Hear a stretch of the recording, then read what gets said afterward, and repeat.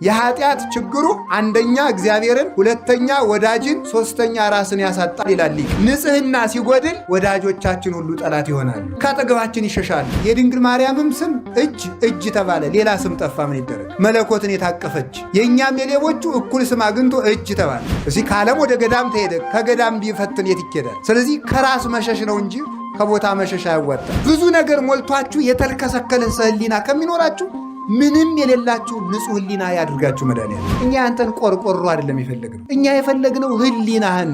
ለእግዚአብሔር 100 ሺህ ብር ሰርቃ 50 ሺህ ብር ስላመጣ እግዚአብሔር በጉቦ ሊምርህ ነው? በብልጣ ብልጥነት የሆነ ገዳም ሄደህ እንተ ያለ ሀገር ሄደ የ40 ቀን ሕፃን ይሆናል? አይሆንም። እግዚአብሔርን ለማየት የተፈጠረውን አይን ረባካችሁ በፌስቡክ አታጥፉት። ገንዘብህን በከንቱ አትበትን ማለቱን ማለት መስላችሁ ንጽህናን በከንቱ አትጣል ማለት። ንጽህና ብቻዋን ነበረች አዳምን አንግሰው የምትኖር። ንጽህናን ምን አጎደላ ስትሉ ስግብግብነት፣ አልጠግብባይነት ንጽህናን አጎደለ። ከዚያስ ድሮ እኮ ሰውና አንበሳ ጠበኛ አልነበሩም። አንበሳ ሄዶ የአዳምን እግር ይሊስ ነበር። ሰውና ጅብ ጠበኛ አልነበሩ። ሰውና ነምር ጠበኛ አልነበሩ። ሰውና እባብ፣ ሰውና ዘንዶ ጠበኛ አልነበሩ። ሰውና አይጥ፣ ድመት፣ ጉርጥ ጠበኛ አልነበሩ። ሰላማውያን ነበሩ።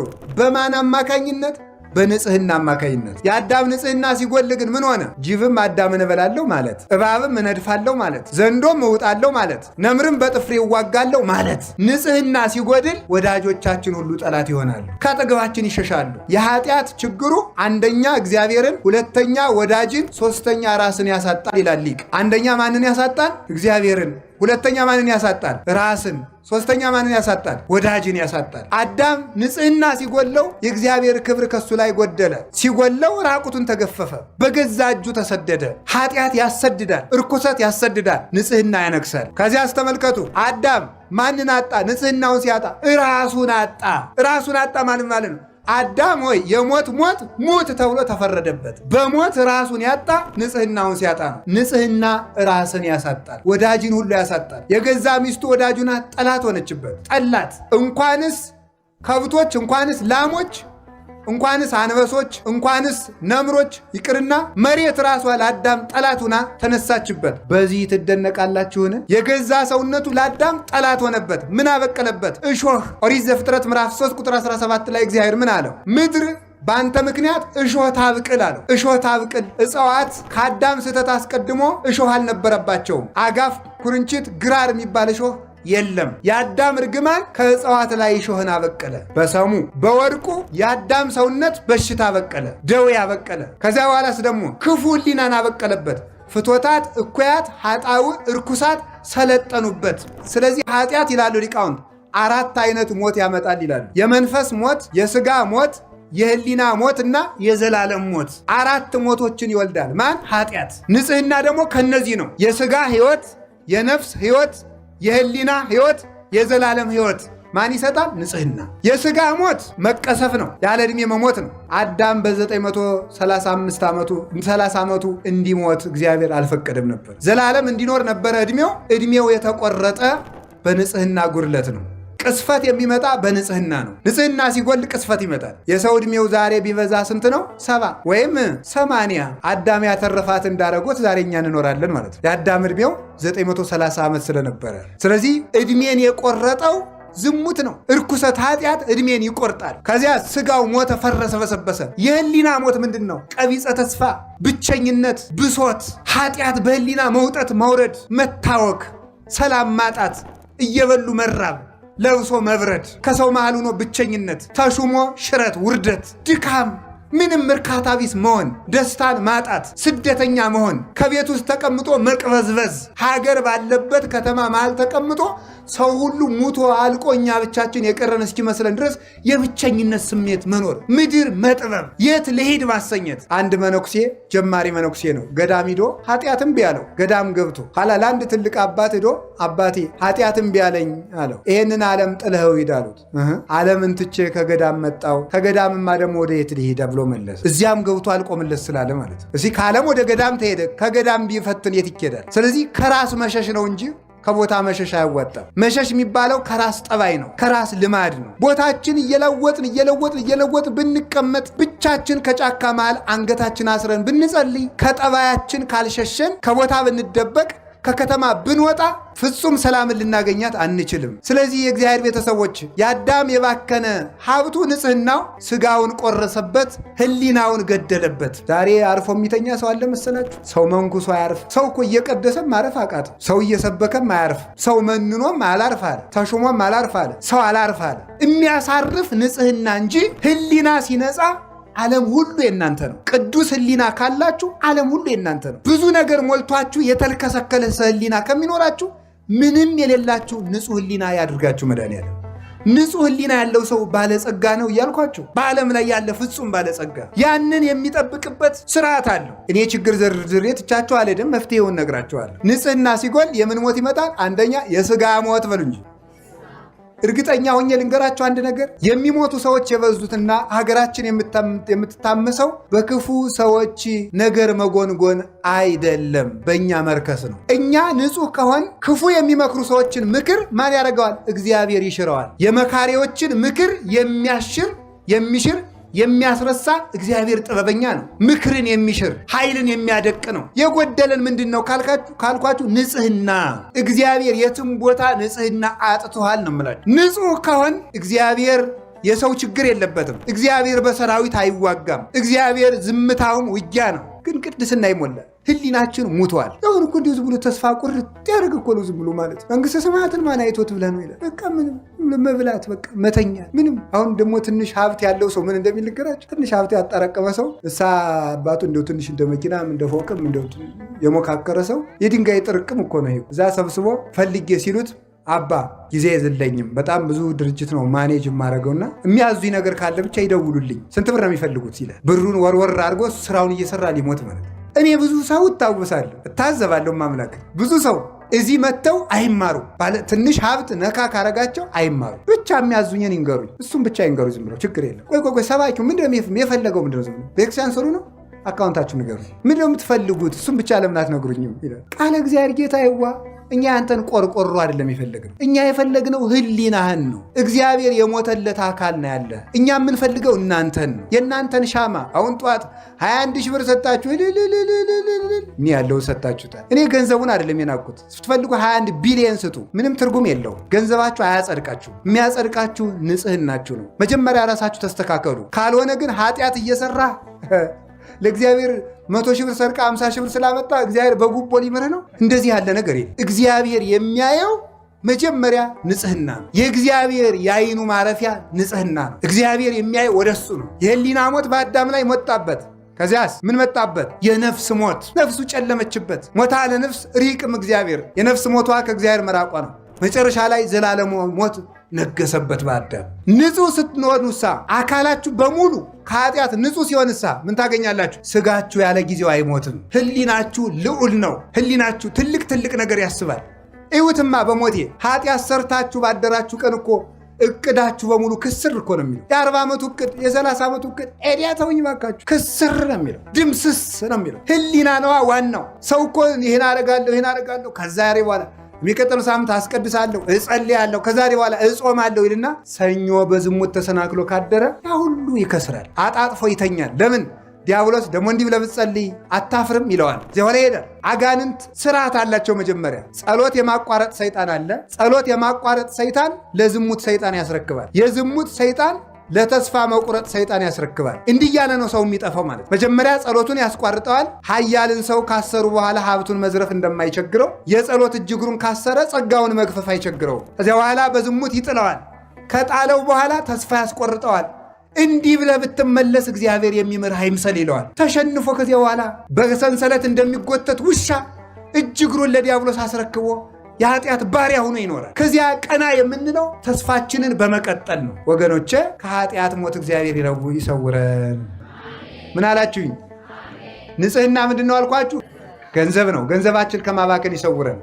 ትልቅ ገንዘብ ነው። ወላዲተ አምላክ እግዚአብሔርን የቻለችበት ገንዘቧ ንጽህናዋ። እግዚአብሔርን የቻለችበት ገንዘቧ ንጽህናዋ። ሌሎችም ቅዱሳን ከንፍር ውሃ በሰማይ ከ7 መስኮት በምድር ከ7 ከሚፈላ የንፍር ውሃ ኖህን ያወጣው ንጽህናው ነው። ኤልያስን ከሞት የሰወረው ንጽህናው ነው። ሄኖክን ከሞት የሰወረው ንጽህናው ነው። እዝራን ከሞት የሰወረው ንጽህናው ነው። የሆኑ ባይታዊ ተከታይ ስለሆናችሁ፣ የሆነ መነኩሴ አጨብጫቢ ስለሆናችሁ ከሞት አታመልጡም። የምታመልጡት ንጹህ ስትሆኑ ነው። ራሳችሁን አንጹ። በብልጣብልጥነት የሆነ ገዳም ሄደህ እንተ ያለ ሀገር የሄደ የ40 ቀን ሕፃን ይሆናል? አይሆንም። ንስሐ የገባ ነው የሚሆነው። እንዲህ ያለ ገዳም ይዞ ጸበል የተረጨ ሰው እንደ 40 ቀን ሕፃን ይሆናል? አይሆንም። አባ ገሌ ቅባ ቅዱስ የቀዱስ ሰው እንደ 40 ቀን ሕፃን ይሆናል? አይሆንም። ራስን ማንጻት ነው። ክፋትን ማቆም ነው። ከውስጥ የደለበውን ኃጢአት በንስሐ መንጥቆ መጣል ነው። ያ ንጽህና ገንዘባችን ነው። በሞት ያፈርሰውን። ንጹህ ሰውነታችሁን በስካር አታባክኑት። ንጹህ ሰውነታችሁን በሐሜት አታባክኑት። በጥንቆላ አታባክኑት። በማይረባ ነገር፣ ለነፍሳችሁም ለስጋችሁም በማይጠቅም ነገር ንጽህናችሁን አታባክኑ። ንጽህናችንን ከማባከን ይሰውረን። ሀብት የሚሰበሰበው በንጽህና ነው። የቅድስና መጀመሪያ፣ የሀብት መጀመሪያ፣ የእውቀት መጀመሪያ ንጽህና ነው። እውቀት የሚገለጠው ለንጹሐን ነው። ፈውስ የሚሰጠው ለንጹሐን ነው። ጸጋ የሚበዛው ለንጹሐን ነው። ገንዘብ የሆነ እንደሆነ የሚበተነው ኃጢአት ነው የሚበትነው። ስለዚህ አዳምን የሁሉ ነገር አመጣበት። ለእኛም እንዲህ ያለ መከራ ከመምጣት ይሰውረን፣ እንዲህ ያለ ይሰውረን። ለሰው ልጅ እግዚአብሔር የሰጠው ሌላው ሀብቱ ሰውነቱ ነው። ሰውነት ሀብት መሆኑን አይታችሁ ታውቃላችሁ? አንዳንዱ ሰው እኮ ከበርኩ የሚል እኮ ማለት ነው ጥቂት እንደው ጠርቀምቀም ሚስል ባንኩ ላይ ያለውን አካውንት እኮ አይቶ ነው። እጅ እግር እንዴት ያለ ሀብት መሰላችሁ? አባክነ ነው እንጂ እንዴት ያለ ጸጋ መሰላችሁ? አይን እንዴት ያለ ሀብት ነው! እንዴት ያለ ሀብት! ዳንኤል ባቢሎን ተቀምጦ እግዚአብሔርን ያየበት እኮ አይን እኮ ነው። ዮሐንስ ወልደ ነጎድጓድ ታስሮ እግዚአብሔርን ያየበት እኮ አይን እኮ ነው። ኢሳይያስ በአይሁድ መካከል ሆኖ ሱራፌልን የተመለከተበት እኮ አይን እኮ ነው። ስምዖን አረጋዊ ክርስቶስን ያየበት እኮ አይን ነው። ይህንን አይን ምን ላይ አፍጥታችሁበት እንደምትውሉ እግዚአብሔር ይቁጠረው። ገንዘባችሁን በከንቱ አታባክኑ በሉ እንጂ እግዚአብሔርን ለማየት የተፈጠረውን አይን ረባካችሁ በፌስቡክ አታጥፉት። በማይረባ ነገር ገንዘባችሁን በከንቱ ነው ያለ። ደግሞ ልንገራችሁ፣ ሰው በመረጃ ሊቅ አይሆንም ነው የምላችሁ። ሰይጣን ምን ያደርጋል መስላችሁ? ኢንተርኔት፣ ፌስቡክ፣ ዩቲዩብ ውስጥ ያስገባና እስቲ መረጃ ለአንዳንድ ነገር ጥሩ ነው ስትጎረጉር አንተ ዩቲዩብ ስትጎረጉር ዩቲዩብ ህሊናህን ሲጎረጉር ዋሻህን ትቀራለህ። ባዶ ቀፎህን ማለት ደብዝዞ ሰው እኮ ማሰብ እኮ አቅቶታል። ሰው አሁን እብድ እኮ ነው። ተነግሮ እንኳን ማስተዋል አይችልም። ቢመክሩበትም አይሰማ፣ ቢመክሩትም አይሰማ። ሁሉም አይገባውም። ደንዝዞ አለ። እባካችሁን አይናችሁን አታባክኑት፣ ጆሮአችሁን አታባክኑት። በሞት የማይረባ ነገር አትስሙበት፣ ረዘፈን አትስሙበት። ይሄ ጆሮ ቅዱሳን መላእክትን የሰሙበት ቃል ነው። ይሄ ጆሮ ሳሙኤል እግዚአብሔርን በሌሊት የሰማበት ጆሮ ነው። ይሄ ጆሮ ድንግል ማርያም ቅዱስ ገብርኤልን የሰማችበት ጆሮ ነው። ይሄ ጆሮ ቅዱሳን አባቶቻችን እግዚአብሔር ሲጠራቸው የሰሙበት ጆሮ ነው። ጆሮቻችሁን ለዘፈን ለጨዋታ ለምን ትከፍቷቸዋላችሁ? ጆሮ ክቡር ነው። ጆሮቻችሁን ለእግዚአብሔር ብቻ ከፈቷቸው፣ የእግዚአብሔር ጆሮዎችም ለእናንተ ይከፈታሉ። የእኛ ጆሮ ለእግዚአብሔር ከተዘጋ የእግዚአብሔር ጆሮ ለእኛ ዝግ ነው። ስለማይሰማ ሳይሆን የሚሰማ ነገር ስለሌለን ማለት ነው። እንደማይሰማ ዝም ይላል፣ እንደማይሰጥ ይዘገያል። ዝም የሚለው ስለምንድን ነው? የማይሰማ ነገር ሲኖር ዝም ይላል እግዚአብሔር። የሚሰሙትን ይሰማቸዋል፣ የማይሰሙትን አይሰማም። ስለዚህ ጆሮአችሁን አታባክኑ። ዘፈን ይፈቀዳል አይፈቀድም? አሁን እዚህ ክርክር ውስጥ እንውጣ። ይፈቀዳል አይፈቀድም ሳይሆን ጉዳዩ ጆሮአችንን ያበክናል ነው። ኃጢአቱን እንተው ዝም ብላችሁ። ኃጢአት ነው ዘፈን። እንዲያው ከዚያ በታች ግን ጆሮአችን እንዴት ነው በዘፈን? እኔ እኮ አሁን እስቲ ሌላውን ተው እሺ። ያላገባው የሴቱ በቱና አሁን ያገባችሁ ሰዎች ለሆነ ሰው እየተዘፈን እንዲያው የምትሰሙ ለሆነች ሴት ምን አርግ ብላችሁ ነው? እንዲያው ይገርመኛል እኮ እኔ አንድ ጊዜ የዘፈናችሁላትን ሰው አግኝታችኋል። ምን ባሉኝ ነው እንደው የምትዘሉት ማለት ነው? እንዲያው ይገርመኛል። ማምላገር ሰው ለማያውቃት ሴት በተዘፈነ ዘፈን ሲዘል ያድራል እንዴ? ይህ ነውር እኮ ነው። ይሄ እኮ ጅልነት እኮ ነው። ይሄ እኮ መባከን እኮ ነው። ኧረ በሞቴ ስሙኝ። አሁን ዘንድሮ በየቦታው በጦርነት የረግፉትን ወንድሞቻችን ታውቃላችሁ አይደል? በቀኝም በግራ። መጀመሪያ እኮ ሰይጣን ምን አድርጎ መሰላችሁ? 40-50 ዓመት አይምሯችን አባክኖ ነው ዛሬ በጦርነት የሚያባክነን። መጀመሪያ አባክኖናል። ንጽህናችን አባክኖታል። ሰውነታችን ባክኗል። ይሄው ተነግሮ የማይሰማ ሰው መግደልም በቃኝ የማይተፈጠረ ስለባከናችሁ ነው። በኳስ ፍቅር ጠልፎ ሲደነዝዝ የኖረ እንዴት ብሎ ይሰማል? ስለዚህ መጀመሪያ ስለደነዘዝ አባከነንና ደግሞ አሁን በጥይት ያባክነናል። ስለዚህ ጆሮአችሁን ጠብቁት። ለምንም ነገር እንኳን ክርስቲያን አንድ ፈላስፋ ያለውን ልንገራችሁ። አንድ ፈላስፋ የሆነ ሰው እየሮጠ ሄዶ አንተ አንድ ነገር ልነግርህ ነበር አለው። ቆይ ሳትነግረኝ 3 ጥያቄ ልጠይቅህ አለው። አንደኛ የምትነግረኝን ነገር አይተኸዋል ወይ? አላየሁት። ሁለተኛ የምትነግረኝ ነገር እውነት ነው ወይ? እኔ እንጃ። ሶስተኛ የምትነግረኝ ነገር ስለ ጓደኛዬ ክፉ ነገር ነው ወይ? አዎ። እንዳትነግረኝ በሕግ አምላክ ብሎ ሰደደው ይባላል። ምንም ለማይጠቅምን ነገር ማለት ምንም። አሁን ሰው የሚያወራው ነገር እኮ ይገርማቸዋል። አንዳንዱ ሰው የጦር ጄኔራል ሆኖ ያድራል፣ አንዳንዱ ኮማንደር ይሆናል። በቃ ኮማንድ ሴንተር ሆኖ ጦርነቱን ሲመራ ውሎ የእነንትና ችግር እኮ ነው እነንትና እኮ ነው ይህን ሁሉ ችግር ያመጡት ይላል። እንዲሁ እኮ ግርም እኮ ነው። እንዲሁ አርፋ አትቀመጥም? ስራን አሰራም ወይ? የእውነቴን እኮ ነው የምነግራችሁ። ዝም ብለን የራሳችን ስራ ማንሰራ ማስተካከል እንዲሁ በዚህ ዓለም ላይ ጅል ማለት በማያገቡት የሚገባ ነው ማለት ነው። ስለ ሀገራችን ጉዳይ አንቆርቆር እያልኳችሁ እንዳይመስላችሁ። እንደ ጭልፊት አጥንት ይዛችሁ እንዳትሮጡ፣ ሞጭላፊ አትሁኑ። እኔ ያልኩት ምን ማለት ነው? አንድ ሰው ምን ማድረግ ይችላል? በሀገርም ሆነ በጎረቤት ወይም በራሱ ችግር ሲፈጠር እነገሌ ለምን እንዲህ አደረጉ ሳይሆን የሚለው ምን ማለት ነው? አሁን እኔ ምን ማድረግ እችላለሁ ነው። ምንም ነገር ሲፈጠር ሁልጊዜ የራሳችሁን ድርሻ ነው መስራት። የሰዎችን ጉዳይ በመፍጠልጠል አሁን ብርግብ ነው። ፓትርያርኩ ምን እያደረጉ ነው በዚህ ሰዓት? እንዴት ሊቀ ጳጳሱ ዝም ይላሉ? እንዴት አንተ ዝም አለ? መፈጠር ያለበት ራሳችን ምን እያደረግን ነው? ሀገረ ስብከት ምንድን ነው ያደረጉ? የሆኑ ማህበራት ምንድን ነው የሚሰሩት? እዚያ ተጎልተው ሚል ሰው አለ። አንተ ምን እያደረግክ ነው? ሰው መስራት ያለበት የራሱን ነው። የራሳችን ስራ እንድንሰራ አምላከ ቅዱሳን ይርዳን። ስለዚህ ያባከነው ጆሮ አለ፣ ያባከነው እጅ አለ። በዚህ እጅ አባቶቻችን የሐዋርያው የቅዱስ ቶማስ እጅ ከተቆረጠች በኋላ ምን አድርጋ ነበረ? እሱ ሞቶ ከተቀበረ ሰማዕትነት ከተቀበለ በኋላ በዓመት እየተገለጠች ታቆርብ ነበረ። ከሞተ በኋላ ማለት ነው። የቅዱሳን እጅ ሙቶም ይሰራል፣ የእኛ እጅ ደግሞ ሙቶም ይበጠብጣል። ብዙ ሰዎች እኮ ሙተው በቁማቸው የገመዱት ገመድ ነው ዛሬም እየጠለፈ የሚጥል። ሙተውም እጃቸው ረጅም የሆኑ ሰዎች አሉ። ቅዱሳን ደግሞ ሙተውም እጃቸው ሕይወት ይሰጣል። ቅዱስ ሉቃስ ወንጌልን እየጻፈ ሲያስቸግር ንጉሡ የዚህን ሰው እጅ ካልቆረጥኩ አላልፍም ብሎ ቆረጠው። እመቤታችን የብርሃን እጅ ቀጠለችለት። የእኛ እጅ በምን እንደሚቆረጥ ተመልከቱት። ቅዱስ ዮሐንስ ዘደማስቆ ስዕል እየሳለ የቅዱሳንን ስዕል እየሳለ ቢያስቸግር ንጉሡ እጁን ቆረጠው። የቀኝ እጁን ቆራጣ በግራ እጁ ይዞ ሄደና ከእመቤታችን ስዕል ያንቺን ስዕል በሳልኩ እጄ ሲቆረጥ ዝምታ ያለሽ አለ። እመቤታችንም ቀጠለችለት። አሁን የእኛ እጅ ምንድን ነው ሲሰራ የሚውለው? ይሄ እጅ እኮ ይገርመኛል። የድንግል ማርያምም ስም እጅ ተባለ፣ ሌላ ስም ጠፋ። ምን ይደረግ? መለኮትን የታቀፈች የእኛም የሌቦቹ እኩል ስም አግኝቶ እጅ ተባለ። ዓለምን የቀደሱ የክርስቶስ አካላትም እጅ ተባሉ፣ ሌላ ስም የለ። ሰው የቋንቋ ድሃ ሆነና የእኛም የርኩሶቹ እጅ ተባለ። እጃችን መንጻት ይጠበቅበታል። በሰው ላይ ከመቀሰር፣ ያልተፈቀደለትን ከማንሳት፣ የሰውን ደም ከማፍሰስ፣ ሰውን ከመቀማት፣ ያልተፈቀደለትን ከማንሳት ከዚህ መንጻት አለበት። ከንፍገት መንጻት አለበት። ከስንፍና መንጻት አለበት። የአቡነ ሳሙኤል ዘዋልድባ እጅ ዋልድባን መሬቲቱን እንደ መሶብ ብድግ አድርገው ለሥላሴ ያስባርከዋል። መሬትን ብድግ አድርገው እንደ መሶብ የሚያስባርኩ እጆች ነበሩ። የሙሴ እጆች ተዘርግተው ሲቆሙ የእስራኤል ጠላት በሙሉ እንደ ቅጠል ይረግፉ ነበረ። የሙሴ እጅ ብቻቸውን ሲዘረጉ የኢየሱስ ክርስቶስን እጅ ስለሚወክሉ ሙሴና አሮን፣ ሙሴ እጁን ሲዘረጋ እስራኤል ያሸንፋሉ፣ ሲያጥፈው ይሸነፋሉ። ከዚያ በኋላ ምንድን ነው የተደረገ? አሮንና ሆር የሙሴን እጅ ተሸክመው ዋሉ። ሲደክማቸው ድንጋይ ኮልኩለው አስደገፉ የሙሴን እጅ። ክንደ ብርቱ ነው ሙሴ። ያ የሙሴ እጅ የተሸከመ ድንጋይ ቅዱስ መስቀል ነው ይላል። የሙሴ እጅ የክርስቶስ እጅ ነው። ሙሴ እጁን ሲዘረጋ እስራኤል እንዳሸነፉ ክርስቶስ እጆቹን በመስቀል ላይ በመዝገር ዘርጋቱ እኛ አጋንንትን ድል ነሳን። እነዚህ እጆች ናቸው ያዳኑን። አዳምን ያበጃጁ እጆች በችንካር ተቸነከሩ። ወዮ!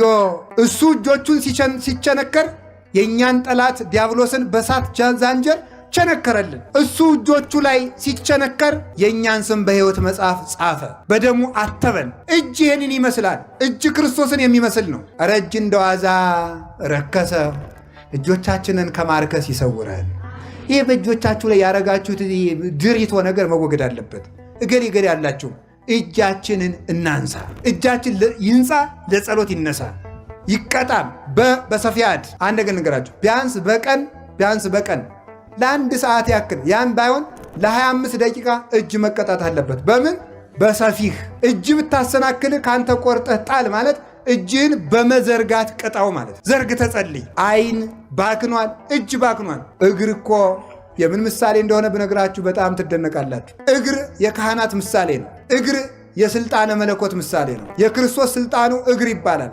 ጠላቶችን በእግር እስከምትገዛ ድረስ ይባላል። ስልጣን ማለት መዝሙር 109 ላይ የክርስቶስ ጠላቶችን በእግር ትገዛለህ እስከምትገዛ ደርሰህ። የክርስቶስ ጠላቶች መናፍቃን አጋንንት ናቸው፣ አይሁድ ናቸው። በእግሩ ማለት በስልጣኑ ነው። እግር የመለኮትን ስልጣን ነው የሚወክለው። እግር የሐዋርያትን ስልጣን ነው የሚወክለው። እግር ቀሳውስትን ነው የሚወክለው። እግር ዲያቆናትን ነው የሚወክለው። ራእየ ዮሐንስ ምዕራፍ 1 ቁጥር 17 ላይ ሲናገር የክርስቶስን እግሮች እንዲህ ብሎ ይገልጣቸዋል። የክርስቶስ እግሮቹ በእሳት እንደጋሉ እንደ ሊባኖስ ብረት ናቸው ይላል። የክርስቶስ እግሮቹ የተባሉት ካህናት ናቸው። የጋሉ ናቸው፣ የተኮሱ ናቸው ማለት በፍቅር ሃይማኖት የነደዱ በሙቀት ሃይማኖት የሞቁ ናቸው። ሙቀት ሃይማኖት፣ ሙቀተ ጸሎት ያላቸው በቃለ ሥልጣናቸው፣ በግዘታቸው፣ በጸሎታቸው፣ በቅዳሴያቸው፣ በመስቀላቸው አጋንንትን የሚያቃጥሉ ናቸው። እግር አላቸው ክርስቶስ አጋንንትን በካህናት ይረግጣልና፣ አንድም ለስብከተ ወንጌል ይፋጠናሉና፣ አንድም ለተልእኮ ይፋጠናሉና እያሉ አባቶቻችን ተርጉመውታል። አንድም የዲያቆናት ምሳሌ እያሉ ተርጉመውታል። ለስብከተ ወንጌል ስለሚፋጠኑ፣ ለተልእኮ ስለሚፋጠኑ፣ አጋንንትን ስለሚረግጡ ካህናት የክርስቶስ እግሮች ተብለው ይጠራሉ። እግር የተባለ ይሄ ነው። እግር የክርስቶስ ምሳሌ ነው። እግር የሐዋርያት ምሳሌ ነው። ይህንን እግር የት ላይ እንደምታውሉት አስቡት። አንዳንዶቻችሁ ዝም ብላችሁ ሸርባችሁ ታውሉታላችሁ። አንዳንዱ ሰው አለ ከሰው ሱቅ ወደ ደጃፉ ላይ ተጎልቶ የሚውል ይህም እግር ሊባል። እግዚአብሔር 6 ነገርን ይጠላል። ሰውን ከፍ ዝቅ አድርጋ የምታይ ዓይን፣ ክፉ የምትሰማ ጆሮ፣ የሰው ደም የምታፈስ እጅ። ክፉ የምትሰማ ጆሮ፣ የሰው ደም የምታፈስ እጅ፣ ወደ ክፉ የምትሮጥ እግር፣ መጨረሻ ላይ 7ተኛይቱን ይጠላታልና መጽሐፈ ምሳሌ ምዕራፍ 6 ላይ በወንድማማች መካከል ጠብን የምትዘራ ምላስ ይላል። ነገረ ሰሪን እግዚአብሔር ይጠላታል። እያንዳንዱ አፍ የነቢያት ምሳሌ ነው። አፍ በነገር በስድብ ውልጭ ብሎ ሰው በመሳደብ በማማት በርግማን በዚህ ሁሉ ጎስቁሏል። አካላችን በከንቱ ከማባከን ይሰውረን።